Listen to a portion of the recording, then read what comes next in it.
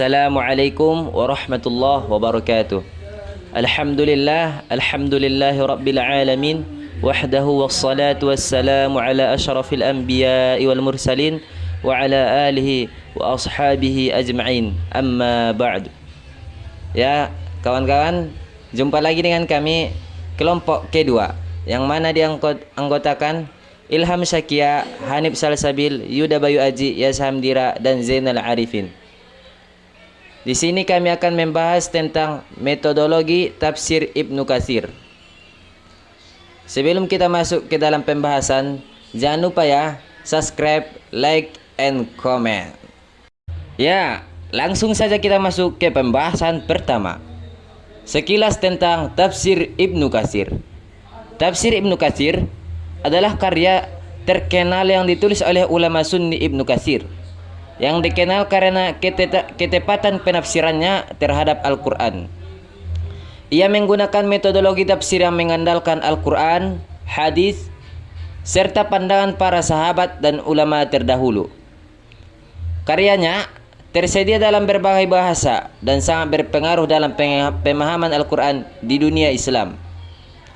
Digunakan oleh para peneliti dari berbagai latar belakang untuk memahami makna dan konteks ayat-ayatnya.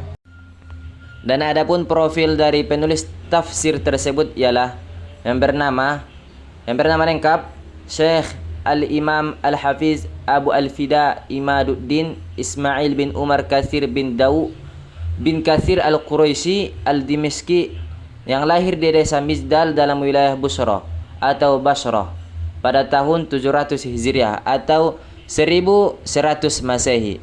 Oleh karena itu, ia mendapat predikat Al-Busrawi atau orang Busra yang bermazhab Syafi'i. Dan Ibnu Katsir memiliki beberapa guru terkenal yang memengaruhi pemikiran dan pendidikannya. Di antara mereka, Ibnu Taimiyah adalah guru yang paling berpengaruh, diikuti oleh Ibnu Al-Jazari dalam bidang tafsir dan Ibnu Qayyim Al-Jauziyah dalam fiqih dan teologi.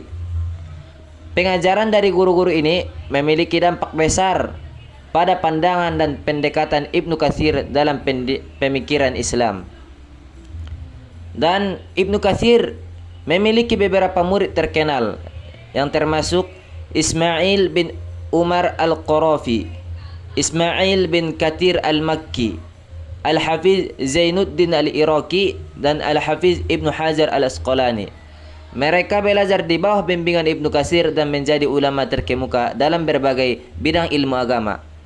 Warisan pemikiran Ibnu Katsir memengaruhi perkembangan ilmu agama Islam melalui pengajaran dan penulisan murid-muridnya. Dan selanjutnya akan dilanjutkan oleh saudara kita Yuda Bayu Aji. Kepada saudara kami persilahkan. Kepada saudara Jainal, langsung saja masuk ke bagian kedua, yaitu kondisi masa penulisan tafsir. Tafsir Ibnu Katsir ditulis pada abad ke-14 Masehi. Selama masa kekhalifahan Utsmani, ini adalah periode penting dalam sejarah Islam yang dipengaruhi oleh perang salib. Pengaruh Ibnu Taimiyah, pergolakan politik dan perkembangan literatur Islam yang kaya. Karyanya menjadi referensi utama dalam tafsir Al-Quran. Pun kondisi masa penulisan tafsir merujuk kepada politik, sosial, ilmiah, dan keagamaan. Yang pertama yang meliputi masa penulisan tafsir ialah politik. Pada masa penulisan tafsir Ibnu Katsir, dunia Islam diperintah oleh kekhalifahan Utsmani. Ini adalah periode penting dalam sejarah Islam di mana khalifah mencapai puncak kejayaannya. Yang kedua ialah sosial. Sosial budaya dunia Islam pada masa itu mencerminkan beragam masyarakat dan tradisi. Ada banyak keanekaragaman etnis, bahasa, dan budaya di wilayah kekhalifahan. Hal ini menciptakan lingkungan intelektual yang kaya dengan pertukaran ide dan pengetahuan. Yang ketiga ialah keilmuan.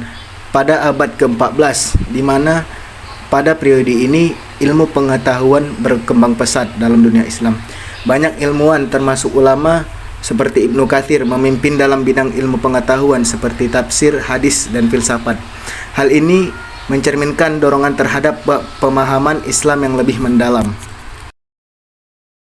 Yang keempat atau yang terakhir adalah keagamaan. Masa itu melihat sejumlah peristiwa keagamaan itu sangatlah penting. Perang salib merupakan tantangan besar bagi dunia Islam dan mempengaruhi pemikiran dan semangat keagamaan.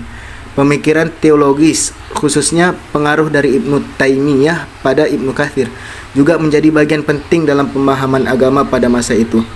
Dalam konteks ini, Ibnu Katsir menulis tafsirnya dengan berpegang pada tradisi Islam yang kaya dan mencoba menjawab pertanyaan-pertanyaan yang timbul dalam masyarakat Islam pada saat itu.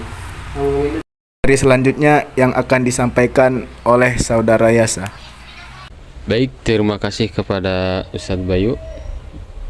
Dan saya di sini akan menyampaikan materi yang ketiga, yaitu metodologi tafsir Ibnu Katsir.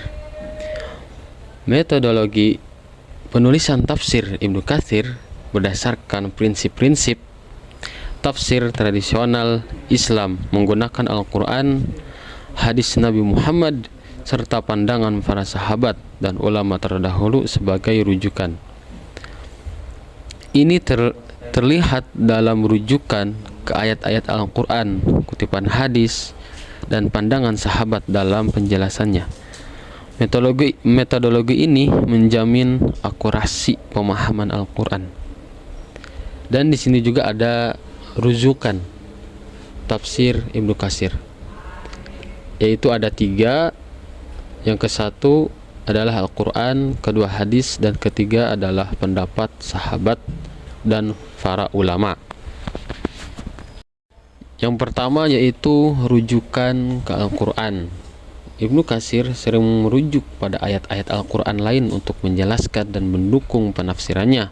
Contohnya, ketika menjelaskan ayat tentang menghentikan diri dari nafsu dalam surat Al-Mumtahanah ayat 4, ia merujuk pada ayat-ayat lain yang membahas kontrol diri dalam konteks pernikahan. Dan yang kedua adalah hadis. Ibnu Katsir mengandalkan hadis Nabi Muhammad SAW untuk memberikan penjelasan tambahan. Contohnya, dalam menjelaskan ayat-ayat yang berkaitan dengan ibadah atau hukum, ia sering mengutip hadis yang relevan untuk memberikan pemahaman yang lebih alam atau lebih dalam. Dan yang ketiga adalah pendapat para sahabat dan ulama terdahulu. Ibnu Katsir juga mengacu pada pendapat para sahabat Nabi dan ulama terdahulu dalam memahami ayat-ayat Al-Quran. Misalnya, dalam konteks tafsir ayat tentang sholat, ia sering mengutip pandangan para sahabat seperti Ibnu Abbas. Dan materi yang keempat adalah pendapat dan komentar para ulama. Jadi, ulama ini berkomentar tentang tafsir tersebut, yaitu ada kelebihannya dan ada yang kekurangannya. Dan kelebihannya itu ada 3, yaitu ketepatan dan kualitas. Yang kedua adalah referensi yang kaya. Yang ketiga adalah kemudahan akses. Dan yang kekurangannya adalah, yang ke-1 kekurangannya perspektif kontemporer, dan yang kedua ketidakseimbangan. Baik, di sini saya akan membahas kelebihan terlebih dahulu, yaitu ketepatan dan kualitas. Ibnu Katsir dikenal karena ketepatan dan kualitasnya. Dalam menafsirkan Al-Quran, ia sering mencapai pemahaman yang mendalam terhadap teks Al-Quran, menjadikan referensi ulama dalam dunia Islam. Dan yang kedua adalah referensi yang kaya. Tafsir ini mengandalkan Al-Quran, hadis, serta pandangan para sahabat dan ulama terdahulu sebagai sumber, memberikan pemahaman yang komprehensif. Dan yang ketiga adalah kemudahan akses. Tafsir Ibnu Katsir tersedia dalam banyak bahasa, kemudahan akses bagi umat Islam di seluruh dunia. Dan yang kekurangannya adalah kurangnya perspektif kontemporer. Kritik terhadap tafsir Ibnu Katsir sering mencakup kurangnya perspektif kontemporer. Karya ini ditulis di abad ke-14 dan mungkin tidak mencakup aspek-aspek sosial dan politik yang relevan untuk zaman modern. Dan yang kedua adalah ketidakseimbangan. Beberapa kritikus menyebutkan bahwa tafsir Ibnu Katsir mungkin memiliki ketidakseimbangan dalam penekanannya pada hukum dan doktrin Islam, dan terkadang kurang memberikan perhatian pada aspek-aspek sosial dan kemanusiaan. Baik, yang selanjutnya akan disampaikan oleh Ustadz Zainal. Kepada Ustadz Zainal, kami persilahkan. Kepada saudara yang saham. Dan adapun kesimpulan dari yang telah kami jelaskan ialah metodologi tafsir Ibnu Katsir didasarkan pada prinsip-prinsip tradisional Islam yang mencakup penggunaan Al-Quran, hadis Nabi Muhammad, dan pandangan para sahabat serta ulama terdahulu. Pendekatan ini memastikan ketepatan dan akurasi penafsiran Al-Quran. Tafsir Ibnu Katsir memberikan pemahaman yang mendalam dan komprehensif terhadap teks Al-Quran, dan telah menjadi salah satu sumber utama dalam pemahaman agama Islam di seluruh dunia.